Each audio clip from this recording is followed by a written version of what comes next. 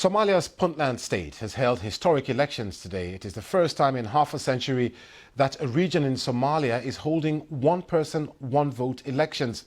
The polls are being held in Gardo, Aile and Ufane districts, with 46,500 registered voters casting their ballot. My colleague Junaidi Farah has this report. It's an election like no other in a country which hasn't held one for more than 4 decades. Although this election is happening at the regional level, its significance can be felt right across the country.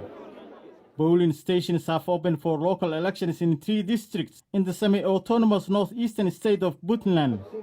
46,000 registered voters are casting their votes. For many, it's the first time they've taken part in one-person, one-vote elections. I am really happy and overwhelmed. I haven't seen an election being held in my 23 years of life, where the public are able to cast their vote to a candidate of their choice, and I am happy that I voted.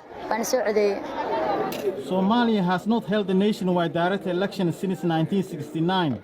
A few months after that election, the president was assassinated, leading to a military takeover by Mohamed Siad Barre. He then single-handedly ruled the country for 21 years before it descended into civil war that lasted more than 3 decades.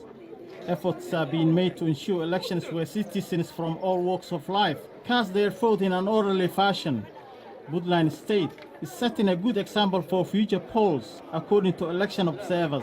We've noticed that there's a lot of enthusiasm. Participants have lined up from the early hours this morning. When we came to the polls at the first polling station earlier this morning at 6 a.m., there were already hundreds and hundreds of people that were waiting to vote.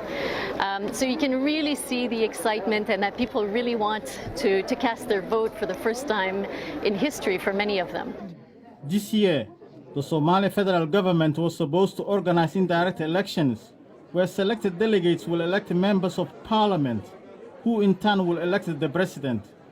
However, a political infighting and security have twice delayed these elections.